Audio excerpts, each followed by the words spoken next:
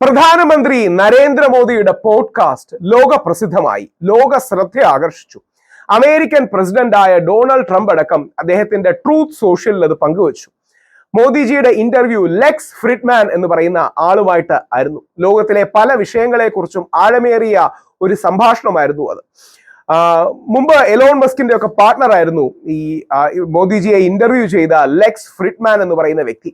ഗാന്ധിജിയാണ് തന്റെ ജീവിതത്തിന്റെ ഏറ്റവും വലിയ മാർഗദീപമെന്നും മഹാത്മാഗാന്ധി സൂചിപ്പിച്ചതുപോലെ താൻ ഗാന്ധിജിയിൽ പ്രഭാവിതനാണ്, അദ്ദേഹത്തിന്റെ ദർശനങ്ങൾ തന്നെ മുമ്പോട്ട് നയിക്കുന്നു എന്നൊക്കെ മോദിജി പറയുകയുണ്ടായി. ഫ്രിഡ്മാൻ 45 മണിക്കൂറോളം ഫാസ്റ്റ് ചെയ്തു മോദിജിയോട് ആത്മീയമായി സംസാരിക്കാൻ, ടോക്ക് സ്പിരിച്വലി, അതായത് വ്രതം പോലെ എടുത്തു എന്നാണ് പറയുന്നത്. 3 മണിക്കൂറാണ് ഈ ഇന്റർവ്യൂ ഉള്ളത്. ഈ ഇന്റർവ്യൂവിന്റെ പ്രസക്തി എന്ന് പറഞ്ഞാൽ മോദിജിയുടെ ഒരുപാട് കാര്യങ്ങൾ നല്ലതാണ്, എന്നാൽ ഒരുപാട് കാര്യങ്ങൾ മാറ്റേണ്ടതുണ്ട്. മാറ്റേണ്ട കാര്യങ്ങളിലൊന്ന്, അദ്ദേഹം മീഡിയക്കാരുമായി നേരിട്ട് ഇന്ററാക്ട് ചെയ്യുന്നില്ല. അപ്പോൾ മീഡിയക്കാരുമായിട്ട് നേരിട്ട് ഇന്ററാക്ട് ചെയ്യാതെ, പ്രസ് മീറ്റ് വിളിക്കാതെ എങ്ങനെയാണ് ഒരു പ്രധാനമന്ത്രിക്കോ അല്ലെങ്കിൽ ആർക്കും പോകാൻ കഴിയുക? ഡൊണാൾഡ് ട്രംപ് ഒക്കെ അമേരിക്കൻ പ്രസിഡന്റ് ഓവൽ ഓഫീസിലിരുന്നും എയർഫോഴ്സ് വണ്ടിരുന്നും ഒക്കെ മീഡിയക്കാരും നിരന്തരം ഇന്ററാക്ട് ചെയ്യാറുണ്ട്. അപ്പൊ മോദിജി കുറച്ചുകൂടെ ഒരു കെയർഫുള്ളി എന്താ പറയണേ, മീഡിയക്കാരെ അവോയ്ഡ് ചെയ്യുകയും സാമൂഹ്യ മാധ്യമങ്ങളിലൂടെ തനിക്ക് പറയാനുള്ള കാര്യങ്ങൾ പറയുകയൊക്കെയാണ് ചെയ്യുന്നത്. അദ്ദേഹം 3 പ്രസ് കോൺഫറൻസുകൾ വിദേശത്ത് അഡ്രസ് ചെയ്തിട്ടുണ്ട്. ഇന്ത്യയിൽ ഒരു പ്രസ് കോൺഫറൻസ് പോലും കഴിഞ്ഞ 10 വർഷമായിട്ട് അദ്ദേഹം ചെയ്തിട്ടില്ല എന്നുള്ളത് ഒരു സത്യമാണ്, അതിലൊന്നും പറഞ്ഞിട്ട് കാര്യമില്ല. അപ്പം അതൊക്കെ അദ്ദേഹത്തിന്റെ എന്താ പറയുക കുറച്ചുകൂടെ ശരിയാക്കാവുന്ന ഏരിയാസ് ആണ്. അതുകൊണ്ട് തന്നെ ഈ പോഡ്കാസ്റ്റിന് വലിയ പ്രാധാന്യം കൈവരികയുണ്ടായി. അദ്ദേഹത്തിന്റെ ഓരോ വിഷയങ്ങളിലെയും നിലപാടും ശ്രദ്ധിക്കുകയുണ്ടായി.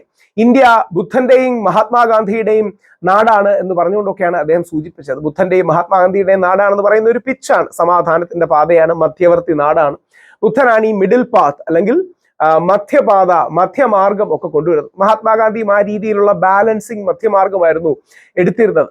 ആ വിഷയത്തെക്കുറിച്ചൊക്കെ അദ്ദേഹം പറയുന്നുണ്ട്. ഗാന്ധിജി നൂറ്റാണ്ടുകളുടെ നേതാവാണ്, ഇനിയും വരാൻ പോകുന്ന നൂറ്റാണ്ടുകളുടെയും നേതാവാണ് മഹാത്മാഗാന്ധി എന്നൊക്കെയാണ് അദ്ദേഹം പറയുന്നത്. ഇത് വളരെ പ്രധാനമാണ്. കാര്യം തീവ്ര വലതുപക്ഷത്തെ ഒരുപാട് പേർ ഗാന്ധി വിരോധികളാണ്.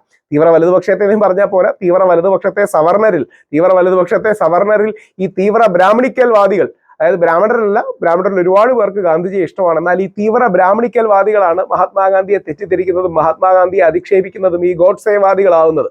അപ്പോൾ അവരെയൊക്കെ തള്ളി പറഞ്ഞുകൊണ്ട് മഹാത്മാഗാന്ധിയാണ് തന്നെ നയിക്കുന്നതെന്നൊക്കെ പറയുകയും റഷ്യ ഉക്രൈൻ വിഷയത്തിൽ നമ്മുടെ നാടിന്, ലോകത്തിന് സമാധാനം വേണമെന്നൊക്കെ പറയുകയും എല്ലാ രാജ്യങ്ങളോടും നല്ല ബന്ധമാണ്. അത് മോദിജി ആ മിഡിൽ പാത്ത് എടുക്കുന്നതാണ്. എനിക്ക് റഷ്യയോടും എനിക്ക് ഉക്രൈനോടും ഒരേപോലെ നല്ല ബന്ധമാണ്.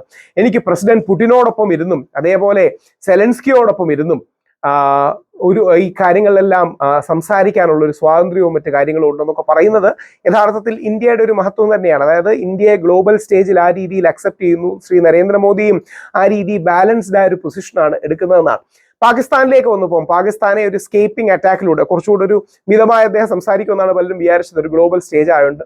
എപ്പിസെന്റർ ഓഫ് ടർമോയിൽ, മുമ്പൊക്കെ എപ്പിസെന്റർ ഓഫ് ടെററിസം എന്ന് പറയുന്നത് പോലെ എപ്പിസെന്റർ, ലോകത്തിലെ പ്രശ്നങ്ങളുടെ പലതിന്റെയും പ്രഭവ കേന്ദ്രം പാകിസ്ഥാനാണ് എന്ന് പറഞ്ഞ് പാകിസ്ഥാനെ അതിശക്തമായ രീതിയിൽ കടന്നാക്രമിച്ചുകൊണ്ടും താൻ ആദ്യം പ്രധാനമന്ത്രിയായപ്പോൾ നവാസ് ഷെരീഫിനെ ഒക്കെ ക്ഷണിച്ചിരുന്നു. പക്ഷേ തനിക്ക് തിരിച്ചു കിട്ടിയത് അവരൊരു പ്രോക്സി വാറാണ് തുടങ്ങിയ കാര്യങ്ങളാണ് അദ്ദേഹം പറയുന്നത്.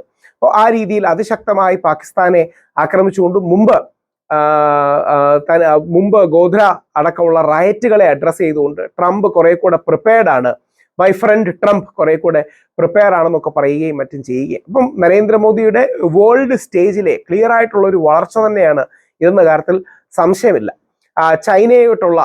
ചൈനയായിട്ടുള്ള പ്രശ്നങ്ങൾ ഡൗൺ പ്ലേ ചെയ്യുകയും ഒരിക്കലും ചൈനയെ ഒരു കോൺഫ്രണ്ടേഷണൽ അപ്രോച്ച്, പരസ്പരം ഫൈറ്റ് ചെയ്യുന്ന ഒരു അപ്രോച്ച് വേണ്ട, നമ്മളെല്ലാം അടിസ്ഥാനപരമായ ഒരു ഫാമിലിയാണ്, പരസ്പരം കോൺഫ്ലിക്റ്റിന്റെ ഒരു ചരിത്രം ഇല്ല എന്നൊക്കെ പറഞ്ഞുകൊണ്ടാണ് പരസ്പരം അങ്ങോട്ടും ഇങ്ങോട്ടും സഹകരിക്കുകയും പഠിക്കുകയും ചെയ്യുന്നവരാണ് തുടങ്ങിയ കാര്യങ്ങൾ പറയുന്നുണ്ട്. തീവ്ര വലതുപക്ഷത്തെ പലരും ചൈനയെ ആക്രമിക്കണമെന്നും ചൈനയോട് ഒരു ഫൈറ്റ് വേണമെന്നും ഒക്കെ ആഗ്രഹിക്കുന്നതാണ്. അങ്ങനത്തെ കാര്യങ്ങളൊന്നും വേണ്ട എന്നുള്ള ഒരു രീതിയാണ്. 2002 ഗുജറാത്ത് കലാപങ്ങൾ പലതും മിസ്ഇൻഫോർമേഷൻ ഉണ്ടായി, തന്നെ പലപ്പോഴും വേട്ടയാടി, കോടതികളടക്കം തന്റെ പേര് ക്ലിയർ ചെയ്തിട്ടും തന്നെ വേട്ടയാടി തുടങ്ങിയ കാര്യങ്ങൾ പറയുന്നുണ്ടായിരുന്നു. അപ്പം ആ രീതിയിൽ ശ്രീ നരേന്ദ്രമോദിയുടെ അന്താരാഷ്ട്ര തലത്തിലെ ഒരു മേക്ക് ഓവറിന് വളരെയധികം, മേക്ക് ഓവർ മാത്രമല്ല, അത് അദ്ദേഹത്തിന് ഒരുപാട് കാര്യങ്ങൾ പോസിറ്റീവായി പറയാനുണ്ട് ആ അർത്ഥത്തിൽ. അപ്പോൾ ആ കാര്യങ്ങളെല്ലാം പറഞ്ഞുകൊണ്ടാണ് ഒരു പക്ഷേ നരേന്ദ്രമോദിജിയുടെ ഒരു നോബൽ സമ്മാന പിച്ചാണോ എന്ന് സംശയിക്കുന്നവരുണ്ട്. നോബൽ സമ്മാനത്തിന് വേണ്ടി അദ്ദേഹം കാര്യമായി ശ്രമിക്കുന്നുണ്ട് എന്ന് ആരോപിക്കുന്നവരുണ്ട്. അറിയില്ല. അദ്ദേഹത്തിന് ഒരു അന്താരാഷ്ട്ര തലത്തിൽ ഇന്ത്യയുടെ തലവെന്ന രീതിയിൽ ഇന്ത്യയുടെ പ്രധാനമന്ത്രിയാകുമ്പോൾ അതിന് വലിയൊരു വാല്യൂ ആണ്. ഇന്ദിരാഗാന്ധി ആകട്ടെ,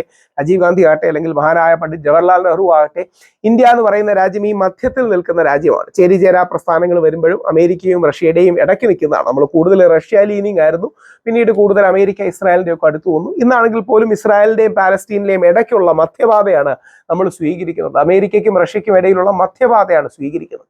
അപ്പോൾ ശ്രീ നരേന്ദ്രമോദിയുടെ ആ പോഡ്കാസ്റ്റ് വലിയ രീതിയിൽ ശ്രദ്ധ ലോകത്ത് ഇന്ത്യയിലേക്കും ഇന്ത്യൻ പ്രധാനമന്ത്രിയിലേക്കും കൊണ്ടുവന്നു. അത് വലിയൊരു വിജയമാണ് എന്ന് പറയാതെയും വയ്യ. അത് നരേന്ദ്രമോദിജിയുടെ സോഫ്റ്റ് പവർ പ്രൊജക്ഷന്റെ ഭാഗമായി ലോക തലത്തിൽ വലിയൊരു വിജയം തന്നെയാണ്.